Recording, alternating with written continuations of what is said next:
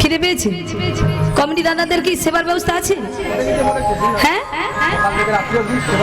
সকাল থেকে রাত্রি পর্যন্ত সেবার ব্যবস্থা এখন থেকে? বাবা আপনাদের চরণে প্রণাম। হরি বল। তাহলে চিন্তার কোনো কারণ নেই, সেবার ব্যবস্থা আছে আপনাদের। আপনাদের সেবার ব্যবস্থা আছে, চিন্তার কোনো কারণ নেই। এবার চিৎকার করে বলুন, বলিয়ে চৈতন্য মহাপ্রভু কি। একটু বেড়েছে, একটু।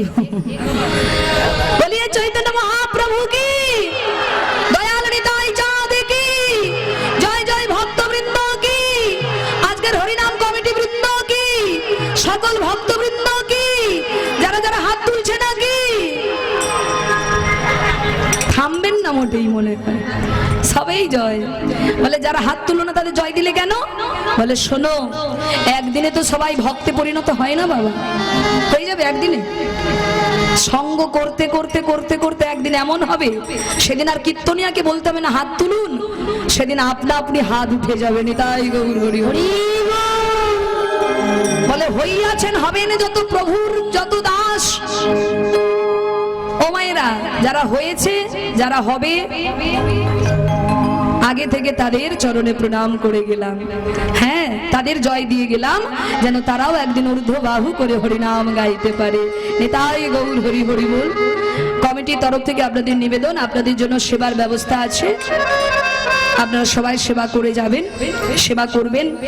এবং আরো কীর্তনিয়ারা আছেন, আপনারা অবশ্যই কীর্তন আস্বাদন করবেন আজকে সারা সময় ধরে, যত সময় চলবে। আজকে বাড়ি যাওয়ার সিন নেই, বাড়ি একদম যাবেন না। সারা বছর বাড়িতে কাটাচ্ছেন, আজকে একটু এই নববৃন্দাবন যে আমার কমিটি দাদারা গড়ে তুলেছেন, আপনারা সহযোগিতা করবেন, পাশে থাকবেন। সনাতন ধর্মকে রক্ষা করতে হবে আমাদের। আমরা হিন্দু সনাতন ধর্মে জন্মগ্রহণ করেছি, তাই আমরা আর পেছনে না তাকিয়ে আমরা সবাই এগিয়ে যাব। তাই আজ আমার গৌর সুন্দর হরিনাম গাইতে গাইতে ভাবাবেশে বিভোর হয়ে গৌর হরি আবার কি করলেন।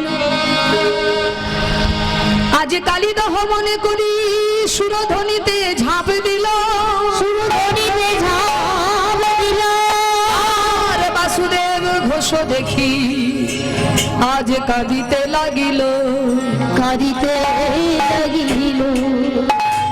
আজ বাসুদেব ঘোষ বলে এইবার লীলা ও প্রকাশ হলো। বাসুদেব ঘোষে কহে এইবার লীলা ও প্রকাশ হলো। বাসুদেব ঘোষে বলে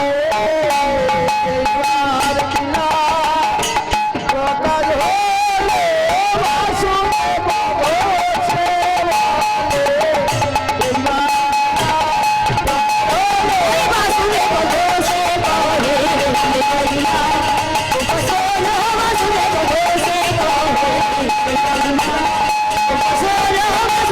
ঘোষে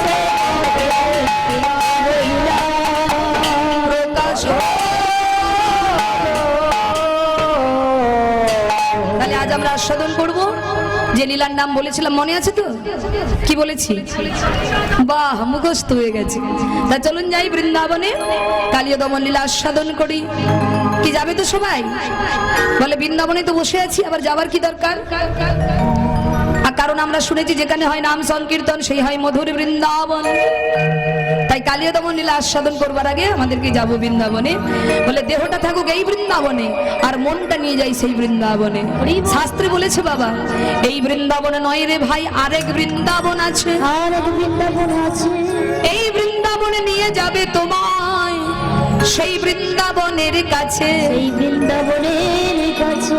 পবরত দেহের সাধন করিলে কোন সে বরণ হয়, নব বৃন্দাবনে নব নাম হয় সকলই আনন্দময়। কোন বৃন্দাবনে বিরজা বিলাসে তরুলতা চারিপাশে, কোন বৃন্দাবনে কিশোর কিশোরী শিরূপ মঞ্জরি সাথে, কোন বৃন্দাবনে রসই উপাজয় সুধার জন্ম হয়। চণ্ডীদাসে কয় সেই ভক্তের হৃদয় মাঝারে নিতাই গৌর হরি বল। তাহলে আমাদের দেহ হলো বাবা বৃন্দাবন, যা আছে ব্রহ্মাণ্ডে তা আছে বাবা দেহ ভাণ্ডে। রসের তত্ত্ব না জানিলে রসিক বলে না, তোমার দেহের ভেতরে রসের ভাণ্ড সন্ধান করলে না। পঞ্চরসের ভাণ্ড আছে দেহের ভেতরে, টক ঝাল নুন তেতো মিষ্টি রূপ ধরে যারা রসের ধ্যান করে। এই দেহ বৃন্দাবনে আয়ান জটিলা কুটিলা রাধারানী সবাই আছে বাবা। একটুখানি বলি, এই দেহ বৃন্দাবনে আয়ান কে বাবা? আয়ান হলো অহংকার। অহংকারকে আয়ান বলা হয়েছে। কেউ কথা বলবেন না মা, চঞ্চল একদম নয়। এই প্রসাদের কথা শুনলেই না সবাই মনটা যেন কেমন একটা হয়ে যায়। আপনাদেরও কি সেই অবস্থা হলো নাকি? ও বাবা, অহংকার, অহংকার হলো আয়ান। অহংকার কেমন বস্তু বলে শোনো, যতক্ষণ অহংকার থাকবে ততক্ষণ আপনি এই চটে বসতে পারবেন না, ততক্ষণ আপনি সৎসঙ্গে যেতে পারবেন না।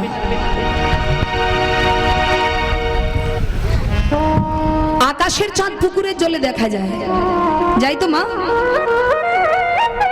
চাঁদ গো চাঁদ, আকাশের চাঁদ পুকুরের জলে দেখা যায় না বাবা? যাই তো। কিন্তু বলুন তো বাবা, যদি কোনো পুকুরে পানাহদ ভর্তি থাকে, কচুরি পানা, যদি কোনো পুকুরে পানাহদ ভর্তি থাকে মা, সেই পুকুরে কি আপনি আকাশের চাঁদ দেখতে পাবেন? পাবেন না। তাহলে পানাহদ পরিপূর্ণ পুকুরে যেমন আকাশের চাঁদ দেখা যায় না, তদনুরূপ অহংকার পরিপূর্ণ হৃদয়ে কখনো ভগবান চাঁদকে দর্শন করা যাবে না।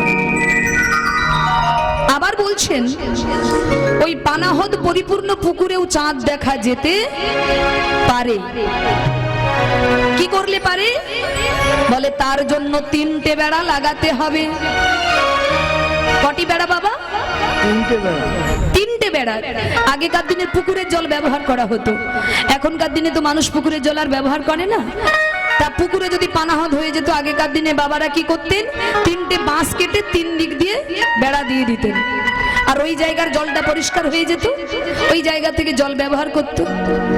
বলছে ওই পানাহদ পরিপূর্ণ পুকুরে যদি চাঁদ দেখতে চাও তাহলে 3টে বেড়া দাও, 3টে বেড়া দিলে চাঁদ দেখতে পাবে। তদনুরূপ মহাজন বলছেন, আমাদের এই আবর্জনা নোংরা পরিপূর্ণ এই দেহতেও গোবিন্দকে দেখা যাবে। কি করলে যাবে বলে, তার জন্য 3টে বেড়া তোমাদেরও লাগাতে হবে। সেই 3টে বেড়া কি? সাধু শাস্ত্র গুরু বাক্য। এই 3টে বেড়া লবে, হৃদয় আকাশে তোমরা গোবিন্দকে দেখিতে পাইবে, দেখিতে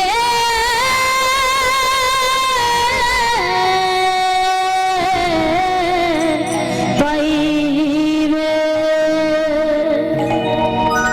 3টে বেড়ার নাম কি বললাম? কথা নয়, একদম কথা নয়, আস্তে। আপনারা চঞ্চল হয়ে গেলে আমাদের কীর্তনও কিন্তু চঞ্চল হয়ে যাবে। কোন রকম টাইম ভজিয়ে নেমে যাব, ক্ষতি কিন্তু হবে কমিটিদের। পয়সা খরচা করে কীর্তনী আনবে, আর আপনারা যদি চঞ্চল হয়ে যান তো কি হবে? বসুন, যখন একটা দল উঠবে, আমরা যখন নামবো, ওই মাঝামাঝি সময়টা প্রসাদ পাবেন যদি কারো খিদে লাগে। তা দেখুন মায়েরা, 3টে বেড়া লাগাতে বলেছেন। সেই 3টে বেড়া কি? সাধু শাস্ত্র গুরু বাক্য। সাধুর কথা শোনো, শাস্ত্রের কথা শোনো, আর গুরু বাক্য পালন করো। যদি করতে পারো, দেখবে তোমার হৃদয় মন্দির থেকে আবর্জনা নোংরাগুলো সরে গেছে, তোমার হৃদয়টা পরিষ্কার হয়ে গেছে। তুমি তোমার হৃদয় মন্দিরে গোবিন্দকে বসাতে পারবে। নিতাই গৌর হরি বল। তাই ভক্তমণ্ডলী, অহংকার হলো আয়ান বাবা। আর কুটিলাকে, এই বৃন্দাবনে কুটিলাকে, কাম হলো কুটিলা। হলো কুটিলা। কামটা কিরকম বস্তু? বলে আত্মেন্দ্র প্রতিবাঞ্ছা তারে বলি কাম, আর কৃষ্ণেন্দ্র প্রতিবাঞ্ছা ধরে প্রেম নাম। কাম আর প্রেম দুটো আকাশ পাতাল পার্থক্য। কাম হলো লোহার সমতুল্য, প্রেম হলো স্বর্ণের সমতুল্য। কাম হলো ভিখারি, প্রেম হলো মহাজন। কাম শুধু নিতে চায়, দিতে চায় না, আর প্রেম শুধু দিতে চায়, কিছু নিতে চায় না। নিতাই গৌর হরি হরি হরি। যে প্রেমটা ছিল একমাত্র বৃন্দাবনে ব্রজগোপীদের মধ্যে, তারা শুধু ভগবানকে ভালোবেসেছে, বিনিময়ে কোনোদিন কিছু চায়নি। আর আমরা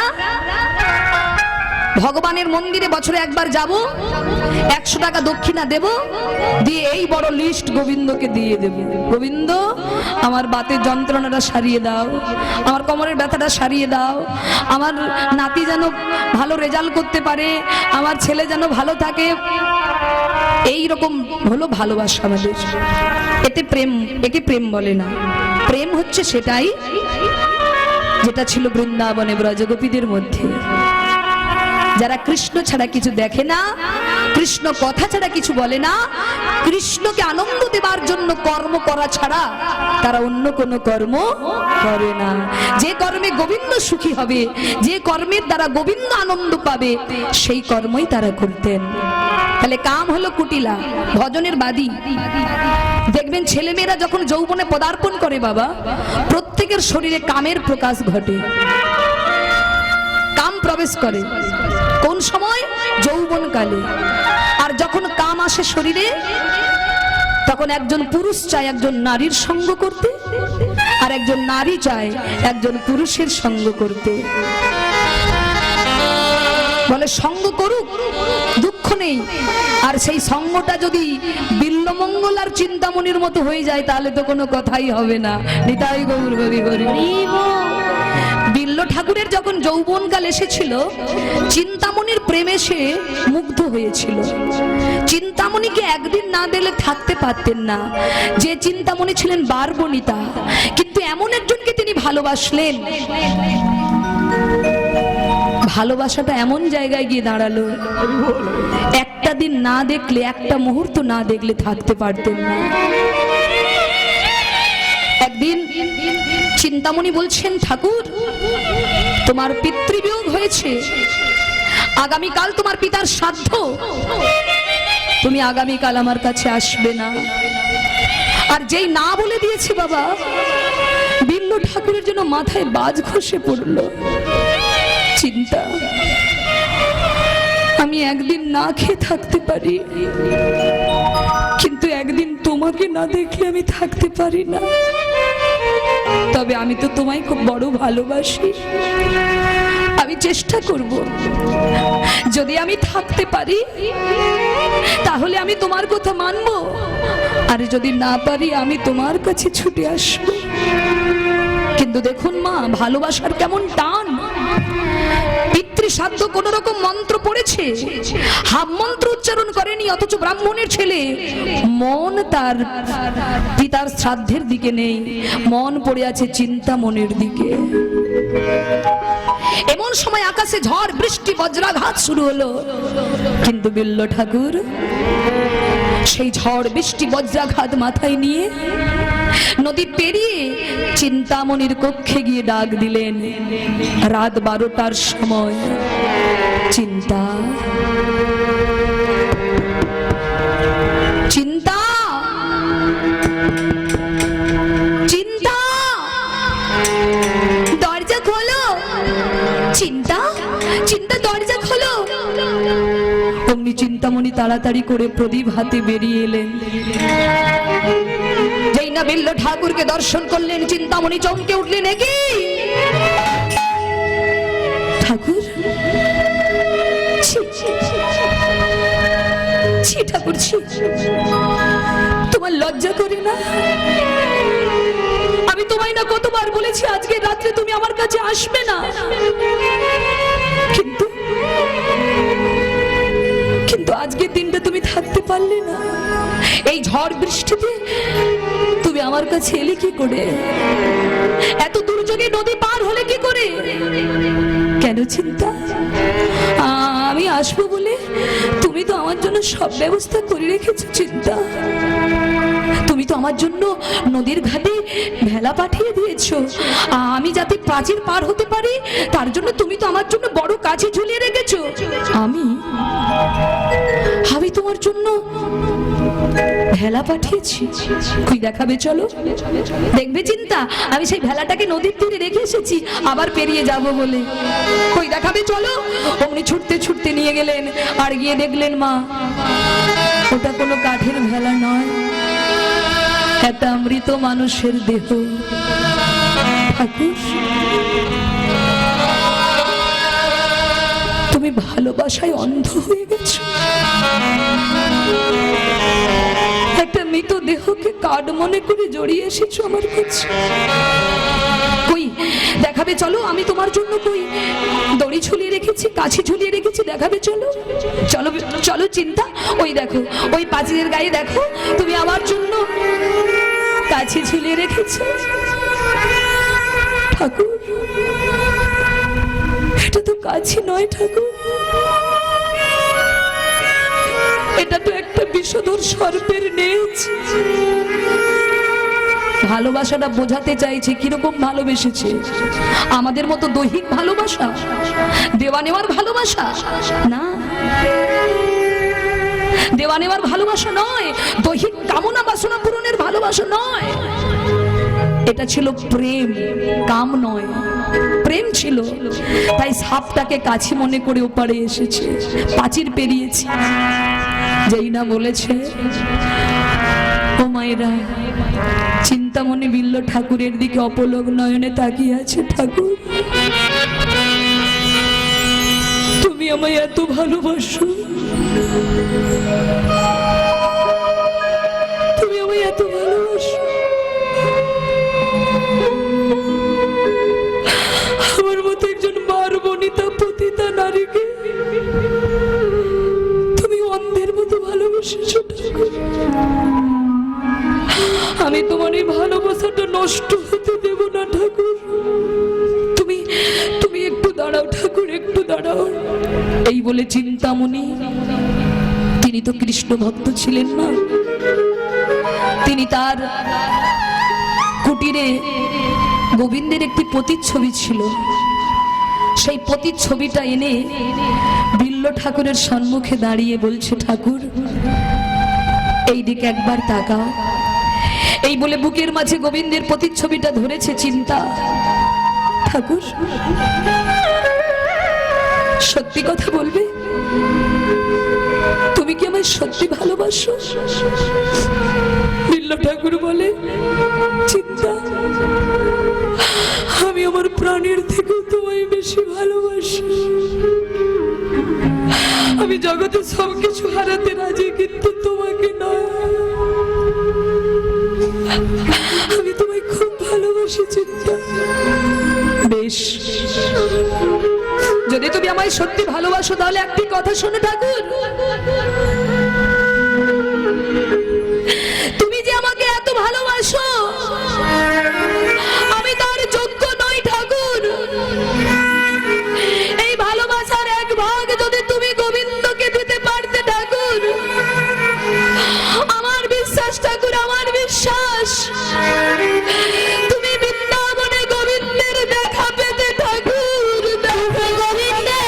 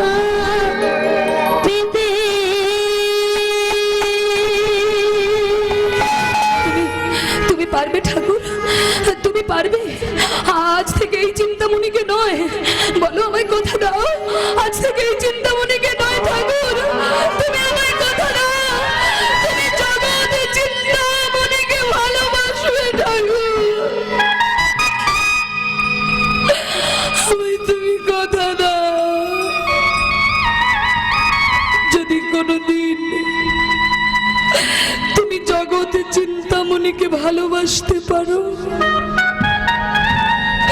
সেদিন আর এই চিন্তামণির কাছে এসে তোমাকে প্রেম নিবেদন করতে হবে না ঠাকুর।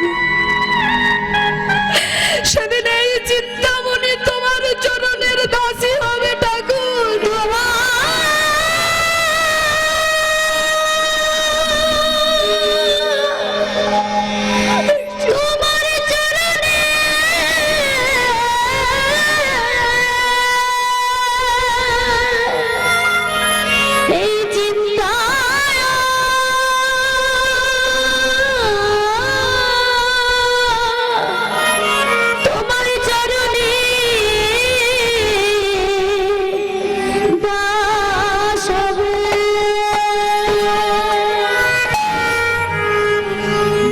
বলেছে বাবা, খুব মন দিয়ে শুনুন।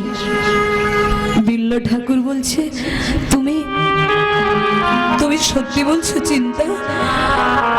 আমি যদি জগৎ চিন্তামণিকে পাই, তুমি আমার হবে চিন্তা? তুমি সত্যি আমার হবে? কথা দিলাম ঠাকুর। একজন নারী কি করতে পারে দেখুন। একজন কৃষ্ণ বিমুখকে কেমন করে কৃষ্ণ ভজন পথে নিয়ে যাচ্ছে দেখুন। তুমি যদি পারো, আমি কথা দিলাম, আমি তোমার দাসী হব ঠাকুর। যেই না বলেছে উনি বিল্ল ঠাকুর চিন্তামণির চরণটা জড়িয়ে ধরেছে। চিন্তা, আমি যে শুনেছি গুরুচরণ আশ্রয় না করলে নাকি গোবিন্দ চরণ পাওয়া যায় না। তাই আজ থেকে তুমি আমার প্রেমের গুরু। তুমি আমাকে আশীর্বাদ করো চিন্তা। আমি যেন বৃন্দাবনে গিয়ে শ্রীকৃষ্ণের দর্শন পাই চিন্তা। আমি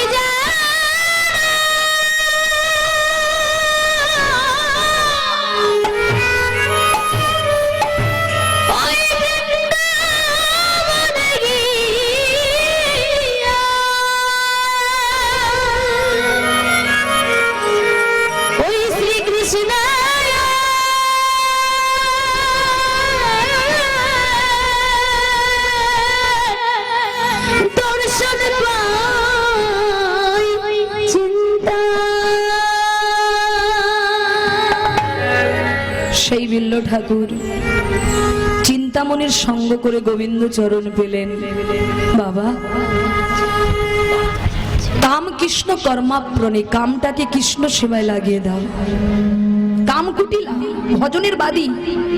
আবার ওই কামটাকে যদি আমরা কৃষ্ণ সেবায় লাগিয়ে দিতে পারি, ভজনের পথে লাগিয়ে দিতে পারি, তাহলে কিন্তু পরিবর্তন ঘটে যাবে। অহংকার হলো আয়ান, কাম হলো কুটিলা। কামের ব্যাখ্যা করতে গিয়েই কিন্তু এই উদাহরণটি এসেছে। ভালোবাসা করো, প্রেম করো। কার সঙ্গে ভালোবাসা করবে?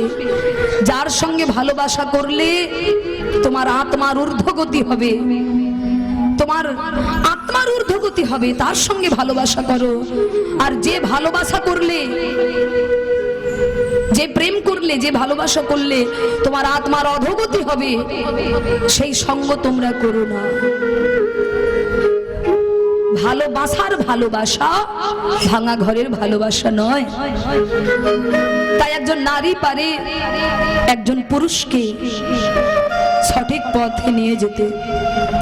কিন্তু এখনকার দিনের ভালোবাসা বলে, একদিন না যেতে যেতেই বলে আমাকে মোবাইল দাও, না দিতে পারলে অন্য পুরুষের কাছে যাবে। ভালোবাসার কোনো দাম নেই।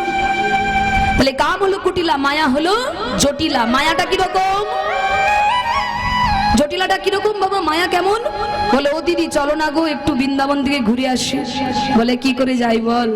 আমার নাতি তো আমাকে ছাড়া থাকতেই পারে না। মায়া, ভজনে যেতে দিচ্ছে না। আর ওই নাতি যেদিন বড় হবে, বড় হয়ে বলবে, বুড়ি তুই কবে মরবি।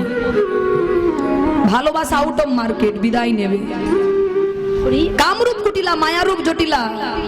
আর অহংকার হলো আয়ান, আর ভক্তি হলো রাধা ঠাকুরানী। ভক্তি হলো রাধা এই কামরূপ কুটিলা, মায়ারূপ জটিলা, অহংকার রূপ আয়ান, এইগুলোকে পেছনে ঠেলে যে ব্যক্তি ভক্তিকে গোবিন্দের চরণে অর্পণ করবে, জগৎ মাঝে সেই রাধা নামে প্রতিষ্ঠিত হবে। নিতাই গৌর হরি বল। হরি বল। তাই আজকে আমরা সেই রাধারানীর নাম গাইতে গাইতে আমরা যাব বৃন্দাবনে। দেখে একটু উলুধ্বনি করুন সবাই।